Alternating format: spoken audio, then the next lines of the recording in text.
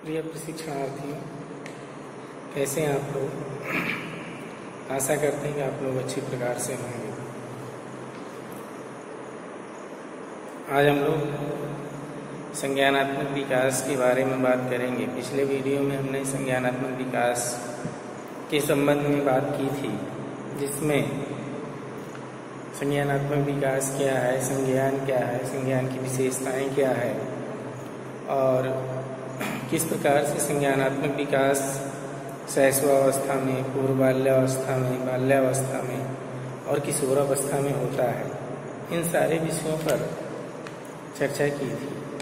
आज हम लोग संज्ञानात्मक विकास के सिद्धांत पर बात करेंगे, जिसमें जीन पियाजे के संज्ञानात्मक विकास के सिद्धांत बहुत अधिक महत्वपूर्ण हैं। ये ऐसे मनोवैज्ञानिक थे जिन्होंने स्वयं के बच्चों के ऊपर अध्ययन किया, प्रयोग किया और उसके पश्चात उन्होंने अपने संज्ञानात्मक विकास का प्रतिपादन किया। इन्होंने इसमें बच्चों का संज्ञानात्मक विकास किस प्रकार से, किस आयु में, किस अवस्था में किस प्रकार से होता है, ये सारी बातें इन्होंने बताई। इसके आधार पर इन्होंने संज्ञानात्मक विकास के आधार पर 4 अवस्थाएं मूल बताई, जिसमें पहला संवेदी यामक अवस्था है, इसे संवेदी पेशी अवस्था कहते हैं। दूसरा पूर्व संक्रिया की अवस्था, तीसरा मूर्त संक्रिया की अवस्था या ठोस संक्रिया की अवस्था और चौथा औपचारिक संक्रिया की अवस्था या जिसे अमूर्त संक्रिया की अवस्था भी कहते हैं।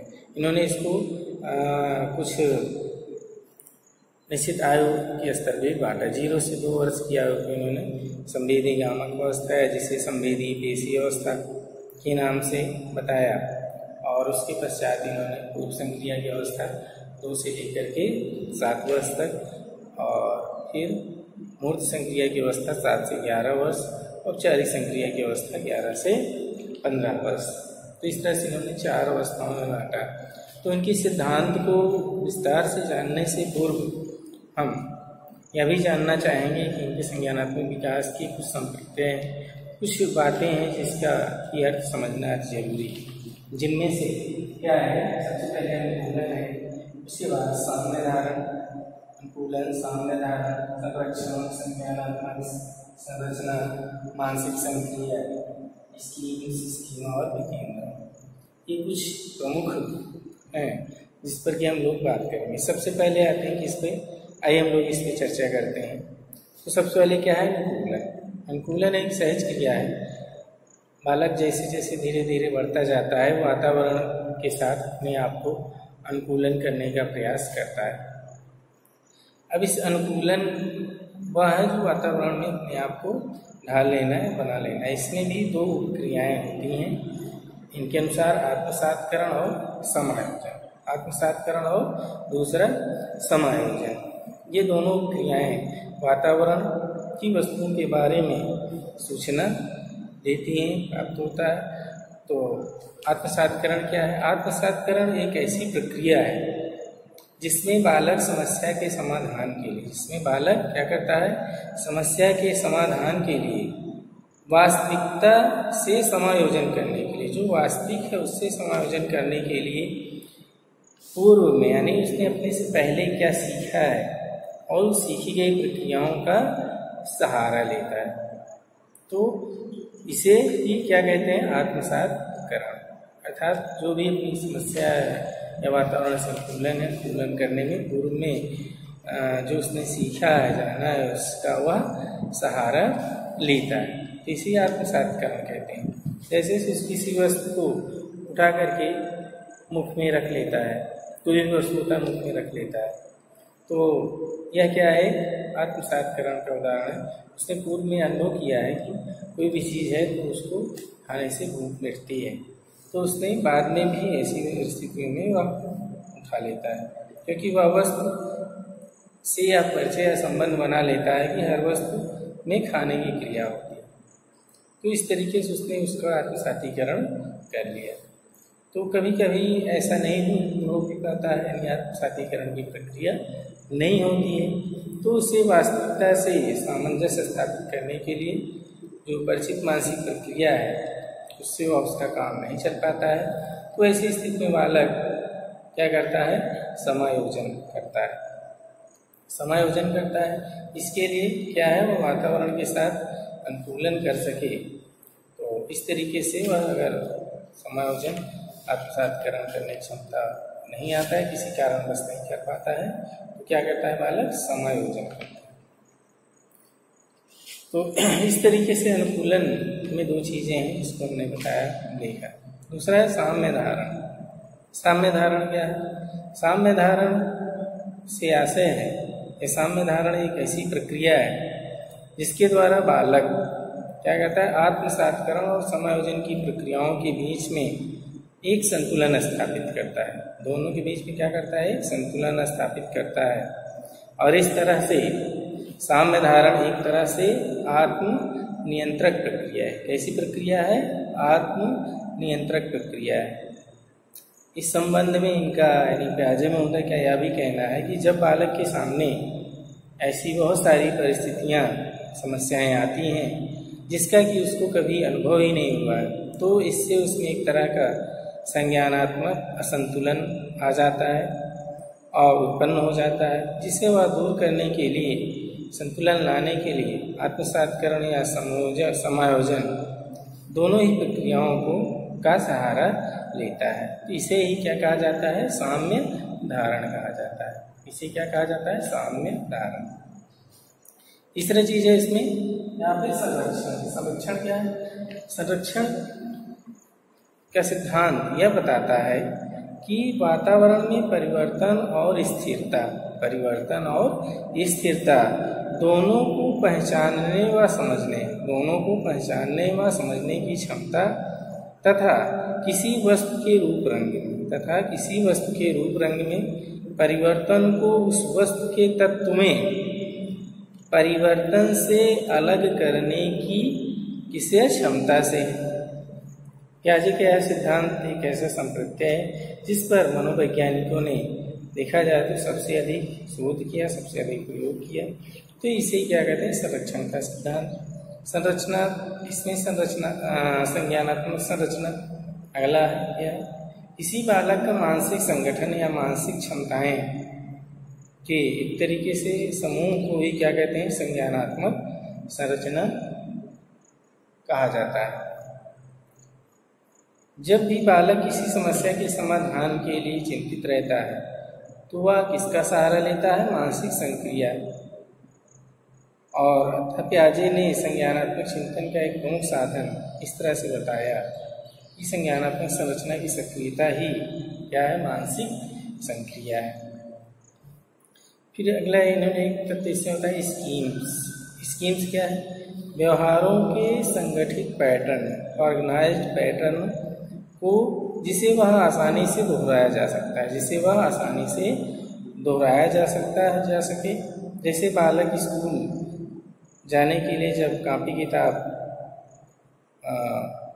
का एक रूटीन बनाता है तो क्या होता है कि उसमें इस तरीके के संगठित पैटर्न को ही क्या करते हैं, कहते हैं स्कीम्स कहते हैं। स्कीम्स का संबंध मानसिक संक्रिया से स्पष्ट होता है और स्कीम्स मानसिक संक्रिया का एक तरीके से अभिव्यक्त रूप है जिसको व्यक्त किया जा सकता है। दूसरा अगला क्या है, स्कीमा। स्कीमा स्कीम्स से क्या है, बिल्कुल अलग संप्रत्यय है। प्याजे का स्कीम्स तात्पर्य एक ऐसी मानसिक संरचना से है जिसका सामान्यीकरण किया जा सके, जिसका क्या किया जा सके, सामान्यीकरण किया जा सके। स्कीमा इस तरह मानसिक संक्रिया तथा मानसिक संरचना से काफी संबंधित संप्रत्यय है। अगला है विकेंद्रण।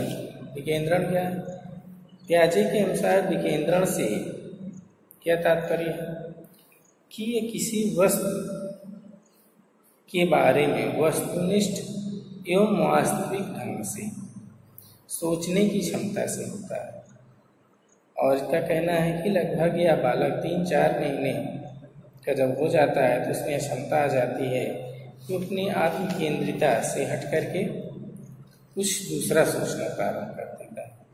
और जब 23-24 महीने का हो जाता है तो उसमें वस्तु या चीज़ के बारे में वास्तविक या वस्तुनिष्ठ ढंग से सोचने की क्षमता विकसित होने लगती है, हो जाती है। तो ये तो कुछ ऐसे संप्रत्यय थे, ऐसे कुछ शब्द थे जिसका कि इन्होंने अपने सिद्धांत में बताया है। तो जिससे इसके सिद्धांत को पढ़ने से पूर्व इस सब के बारे में जानना भी आवश्यक है, जिससे कि उसको आप और अच्छे से और अच्छी प्रकार से भली भांति समझ सकें। तो जैसा कि हमने शुरू में ही बता दिया था कि जीन प्याजे के संज्ञानात्मक विकास की जो बातें, इसमें 4 अवस्थाएं हैं: संवेदी पेशी अवस्था, पूर्व संक्रिया की अवस्था, मूर्त संक्रिया की अवस्था और औपचारिक संक्रिया की अवस्था। इसे मूर्त संक्रिया की अवस्था भी कहा जाता है। तो संवेदी पेशी अवस्था 0 से 2 वर्ष, 7 से 11 वर्ष पूर्व संक्रिया की अवस्था, और 2 से 7 वर्ष पूर्व संक्रिया की अवस्था, 7 से 11 वर्ष मूर्त संक्रिया की अवस्था, और 11 से 15 वर्ष तक औपचारिक संक्रिया की अवस्था, या जिसे अमूर्त संक्रिया की अवस्था भी कहा जाता है। तो संवेदी पहला क्या है? संवेदी पेशी अवस्था। पहली अवस्था क्या है इन्होंने बताया, संवेदी पेशी अवस्था। यह जन्म से लेकर के 24 महीने तक, लगभग 2 वर्षों तक चलती है। इस अवस्था में शिशुओं का संज्ञानात्मक विकास अगर हम देखें तो कुछ प्रमुख अवस्थाओं से होकर के गुजरता है। जैसे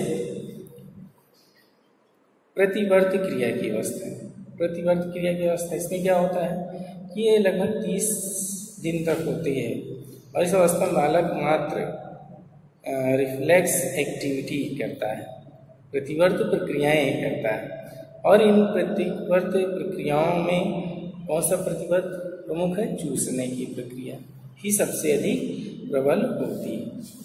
दूसरी अवस्था क्या है? दूसरी अवस्था में क्या है? वृत्तीय प्रतिक्रियाओं की अवस्था। क्या कहते हैं? वृत्तीय प्रतिक्रियाओं की अवस्था कहते हैं। यह 1 माह से लेकर के 4 वर्ष तक, या 1 माह से लेकर 4 महीने तक की अवधि तक होती है। और इस अवस्था में शिशुओं का जो रिफ्लेक्शन होता है, प्रतिवर्त होता है, रिफ्लेक्टिव एक्टिविटी होती है, वह उसकी अनुभूतियों द्वारा, उसके अनुभवों द्वारा कुछ सीमा तक परिवर्तित होता है, एक दूसरे के साथ अधिक समन्वित हो जाती है। इन व्यवहारों को प्रमुख इसलिए कहा जाता है क्योंकि उन्हें दोहराया जाता है, इनमें दोहराव होता है। फिर क्या है? गौड़ वृत्तीय प्रतिक्रियाओं की अवस्था। गौड़ वृत्तीय प्रतिक्रियाओं की अवस्था यह 4 महीने से लेकर के 8 महीने के बीच में होती है। इस अवस्था में शिशु वस्तुओं को उलटने, पलटने, छूने पर अपना ध्यान अधिक केंद्रित करता है, और इसके अलावा वह जानबूझ करके कुछ ऐसी अनुक्रियाएं भी दोहराता है जो उसे सुनने या पर अधिक रोचक लगे या अधिक मनोरंजन लगती है। तो इस तरीके से ये गौड़ वृत्तीय प्रतिक्रियाओं की अवस्था। यह है स्नायटा के समन्वय की अवस्था। इसमें क्या होता है? यह अवस्था 8 से 12 वर्ष तक, 8 से 12 माह तक चलती है। इस अवस्था में बालक का जो उद्देश्य है वह उस तक पहुंचने के साधन में एक तरीके से अंतर प्रारंभ कर देता है। जैसे यदि कोई खिलौना है, उसको छिपा दिया जाए तो उसके लिए वस्तुओं को इधर उधर खोज करना वह जारी करता है, और इसके द्वारा वस्तु द्वारा की जाने वाले कार्यों का अनुकरण भी वह प्रारंभ कर देता है।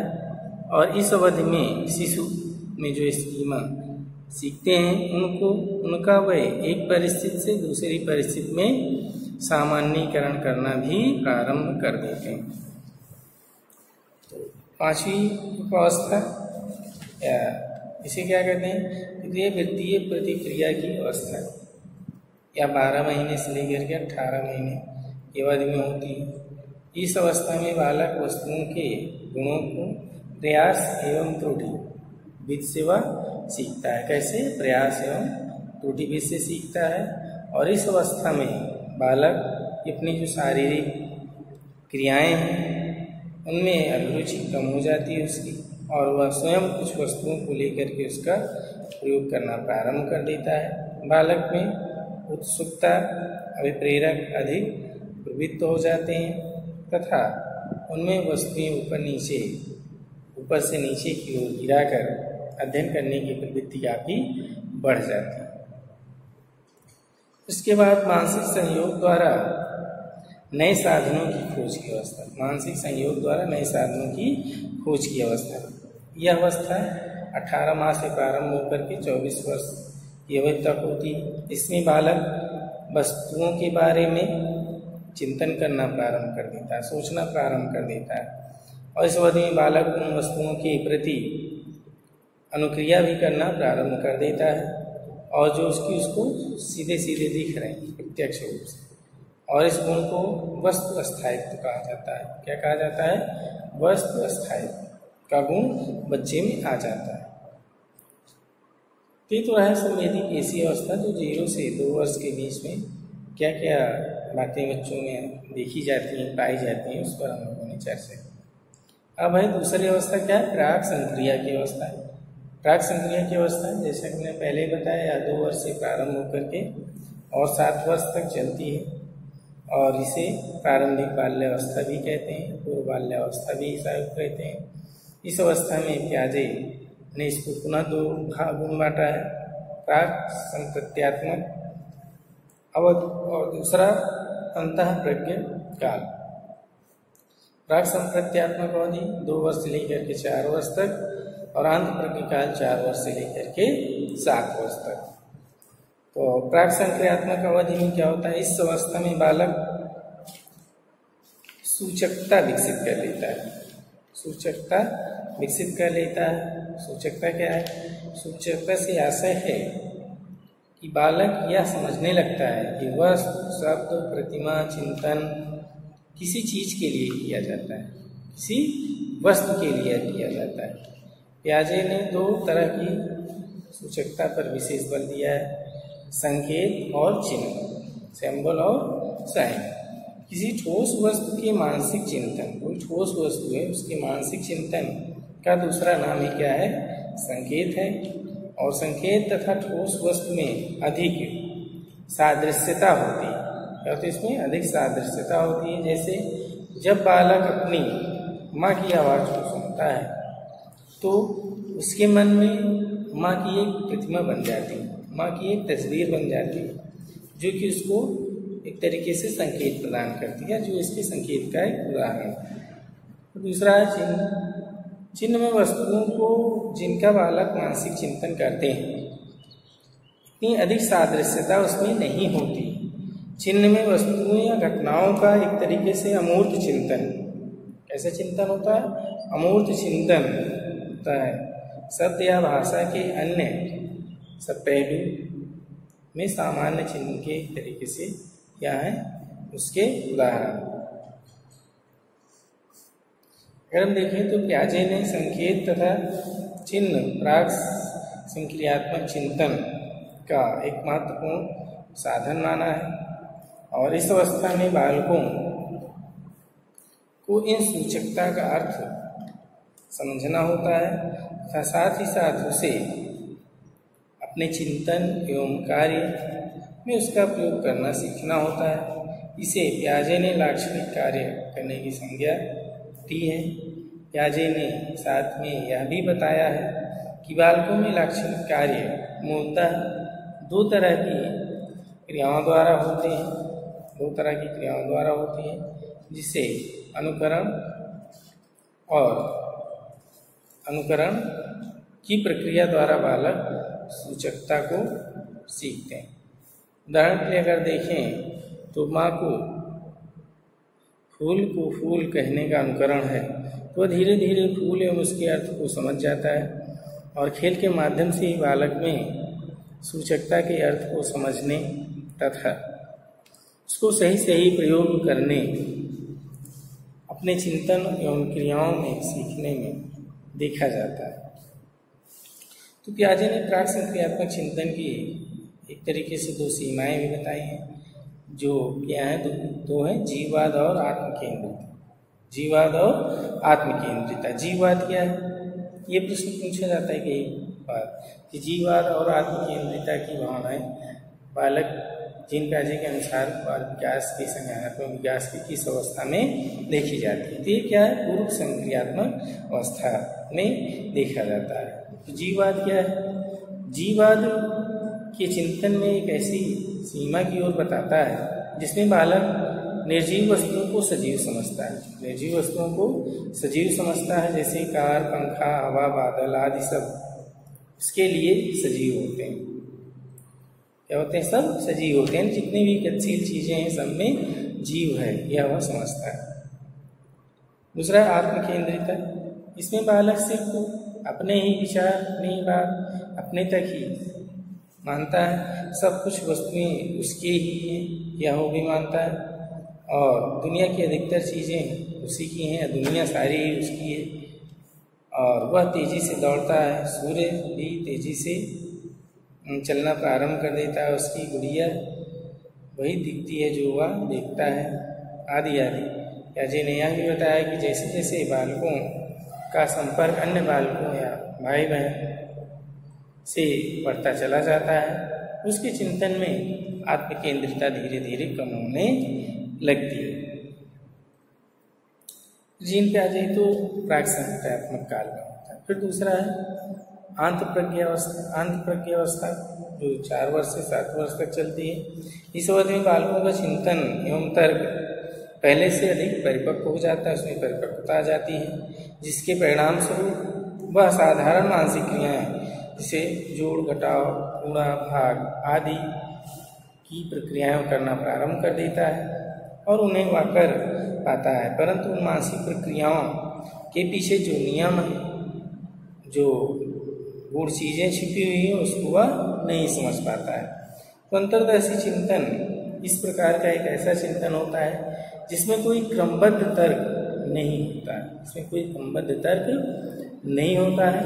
प्याजे ने अंतर्दर्शी चिंतन की भी एक सीमा बताई है, और वह यह है कि 4 से 7 वर्ष के बालकों उनके चिंतन में पलटावी गुण नहीं होता है, पलटावी गुण नहीं होता है। जैसे पलटावी गुण मतलब किसी चीज़ को उलट करके देखना, जैसे उसके स्कूल से घर 4 किलोमीटर है तो घर से स्कूल भी 4 किलोमीटर होगा, यह बातें वह नहीं समझ पाता है। या अगर हम कहें 2 × 2 = 4 होता है, तो 4 में अगर 2 का भाग दे दें तो भी कैसे आ गया, इस चीज़ को वह नहीं समझ पाता है। तो उसमें पलटावी का गुण नहीं। तीसरी अवस्था उन्होंने बताया उसको ठोस संक्रिया की अवस्था, या जिसे मूर्त संक्रिया की अवस्था भी कहा जाता है। इस अवस्था 7 वर्ष से प्रारंभ होकर के 11 वर्ष तक चलती है। और इस अवस्था की मुख्य विशेषता है वह यह है कि 2 वस्तुएं अर्थात जो ठोस वस्तुएं हैं उनके आधार पर वे आसानी से मानसिक सक्रियाएं करके समस्या का समाधान कर लेते हैं, परंतु उन समस्याओं को न देकर उनके बारे में शाब्दिक कथन तैयार करके यदि समस्या उपस्थित की जाती है तो वे ऐसी समस्याओं का मानसिक संक्रियाएं कर किसी निष्कर्ष पर पहुंचने में क्या होते हैं, असमर्थ रहते हैं। जैसे यदि उन्हें 3 वस्तुएं दे दी जाएं और उसे देखकर उसे आसानी से कर देगा कि या क्या है, दूसरे से बड़ा है, और जो सबसे बड़ा है सबसे छोटा है भी उसको बता देगा। लेकिन इसका उत्तर देने में असमर्थ रहता है कि इसमें से बड़ा है, कौन बड़ा है, कितना बड़ा है। इसका कारण यह है कि समस्या में ठोस संक्रिया संभव नहीं है, क्योंकि समस्या शाब्दिक कथन के रूप में उपस्थित की गई। तो इस उदाहरण से यह भी स्पष्ट हो जाता है कि बालकों का चिंतन एवं तर्क प्राक संक्रियात्मक अवस्था की तुलना में अधिक क्रमबद्ध और तर्क संगत हो जाता है। और इस अवस्था के चिंतन की एक जो विशेषता है वह यह भी है कि इसमें पलटावी का गुण भी आ जाता है बच्चे में। जैसे यह बालक समझने लगता है कि उसके घर से स्कूल 4 किलोमीटर है, स्कूल से घर भी 4 किलोमीटर ही होगा, या 2 × 2 = 4 होता है, तो 4 में 2 का भाग करेंगे तो 2 आएगा। यह समझने लगता है। तो इस अवस्था में बालकों में अगर हम देखें तो 3 महत्वपूर्ण संप्रत्यय विकसित हो जाते हैं। कौन कौन से 3 संप्रत्यय विकसित हो जाते हैं? संरक्षण का सिद्धांत, संरक्षण का संबंध, वर्गीकरण, ये 3 बातें, संरक्षण, संबंध और वर्गीकरण, कन्वर्सेशन, रिलेशन एंड क्लासिफिकेशन, ये 3 संप्रत्यय इसमें विकसित हो जाते हैं। इस अवस्था में बालक लंबाई, भार, तत्व, तरल के संरक्षण से संबंधित समस्याओं का समाधान करने लगता है। वही क्रमिक संबंधों से संबंधित समस्याओं का भी समाधान करना प्रारंभ कर देते हैं। अर्थात दी गई वस्तुओं को उसकी लंबाई एवं वजन, दी गई वस्तुओं को उसके लंबाई एवं वजन के अनुसार वह घटते हुए और बढ़ते हुए क्रम में सजाने की क्षमता उसमें आ जाती है।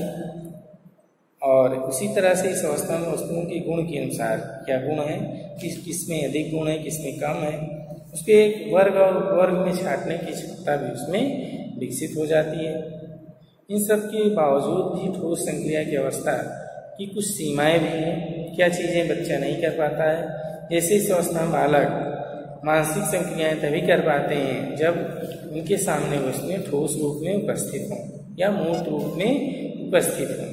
अगर मूर्त रूप में कोई वस्तु उपस्थित नहीं है तो उसके विषय में वो तर्क करना, चिंतन करना नहीं कर पाता है। दूसरी जो सीमा है क्या है, इस अवस्था में चिंतन पूर्णतया है, पूरी तरीके से क्रमबद्ध नहीं होता, क्योंकि बालक जो दी गई समस्या है उस दी गई समस्या के तार्किक रूप से संभावित सभी समाधानों के बारे में सोच नहीं पाता है। तो इस तरीके से दो इसकी समस्याएं भी हैं। अंतिम अवस्था जिनका जिन्हें क्या कहा, इसे औपचारिक संक्रिया की अवस्था। औपचारिक संक्रिया की अवस्था, यह अवस्था 11 वर्ष से प्रारंभ हो जाती है और 15 वर्ष तक या कहीं कहीं वयस्क अवस्था तक भी चलती रहती है। इस अवस्था में किशोरों का चिंतन अधिक फ्लेक्सिबल हो जाता है, लचीला हो जाता है तथा इफेक्टिव भी होने लगता है। उसमें कल्पना करने, चिंतन करने, व्याख्या करने, शब्दों, अंकों में छिपे हुए अर्थों को समझने की सारी क्षमताएं उसमें विकसित हो जाती हैं और उसका चिंतन पूरी तरीके से क्रमबद्ध हो जाता है। वह किसी भी समस्या के समाधान में काल्पनिक रूप से सोचकर, समझकर चिंतन करने में सक्षम होता है। अब वह उसके अंदर ये भी क्षमता विकसित हो जाती है, और कोई वस्तु उसके सामने उपस्थित नहीं है तो उसके बारे में भी सोचना, समझना, चिंतन करना, कल्पना करना वह प्रारंभ कर देता है।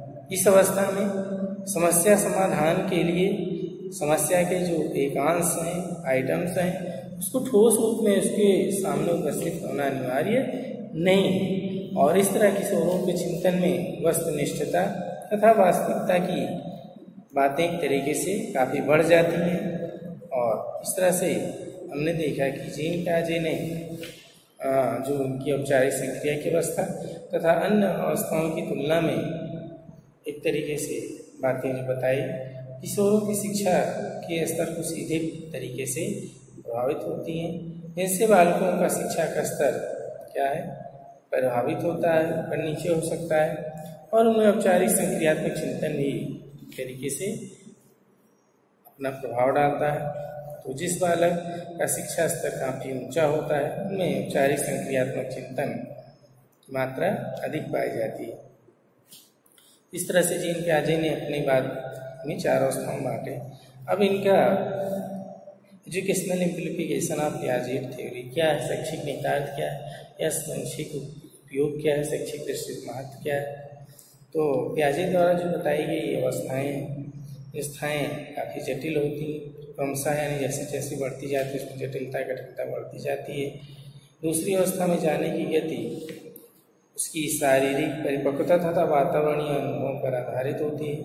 कुछ बालकों का मानसिक विकास तीव्र गति से होता है, कुछ बालकों का मानसिक विकास मंद गति से होता है और विभिन्न अवस्थाओं की आयु की सीमा अथवा पूर्ण रूप में निश्चित न होकर लगभग कोई भी अवस्था एकदम से समाप्त नहीं होती है। वो धीरे धीरे एक अवस्था में दूसरी अवस्था का प्रवेश हो जाता है।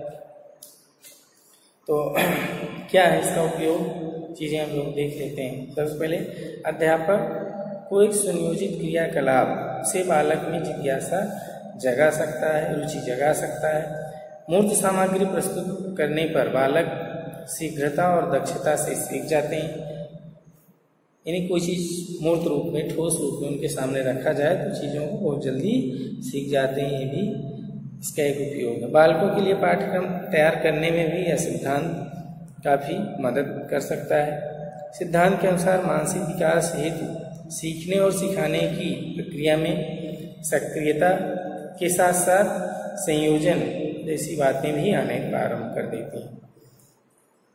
अवस्था की आंतरिक सामंजस्यता को विकसित करने में बालक की सहायता की जा सकती है। इससे कहानी सुनना, कविता सुनना, गाना सुनना, गीत सुनना, बहुत से जो संज्ञानात्मक क्रियाकलाप हैं उनको एक व्यवस्थित तरीके से क्रमबद्ध रूप से सम्मिलित किया जा सकता है। सीखने और सिखाने की स्थिति में उस बिंदु तक उसको पहुंचाया जा सकता है जहां बालक किसी भी वस्तुओं से, विचारों से कुछ परिचित हो सकते हैं। शैक्षणिक कार्यक्रमों को बालक जानकारी का एकीकरण करने की योग्य बनाती हैं। वास्तविक घटनाएं और मूर्त वस्तुएं सीखने में काफ़ी महत्वपूर्ण भूमिकाएं अदा करती हैं। यदि बालक को आरंभिक वर्षों में निश्चित रूप से विस्तृत इंद्रिय और चेतना अनुभव नहीं होने दिया जाता है तो उसका विकास क्या होता है, अवरुद्ध हो जाता है, रुक जाता है। तो गणित और विज्ञान में भौतिक पर्यावरण सीखना पुस्तकों, लोगों तथा दूरदर्शन की तुलना में अधिक महत्वपूर्ण है। इस तरह से आज हमने संज्ञानात्मक विकास क्या है, जीन पियाजे ने संज्ञानात्मक विकास कितनी अवस्थाओं में बांटा, क्या है, ये सब चीज़ें हमने इसको विस्तार से देखा, जाना और बताया। और उसका क्या शैक्षिक दृष्टि से उपयोग है, एप्लीकेशन क्या है उसका, इसके बारे में भी हम लोगों ने बात की। अब आगे हम ब्रूनर के संज्ञानात्मक विकास के संबंध में अगले वीडियो में बात करेंगे। तब तक अपनी बात को यहीं पे विराम देते हैं और अगले वीडियो में हम एक नए सिद्धांत के साथ साथ उपस्थित होंगे। तब तक के लिए बहुत बहुत धन्यवाद आप लोगों का, मेरे वीडियो को अंतिम समय तक देखने के लिए धन्यवाद।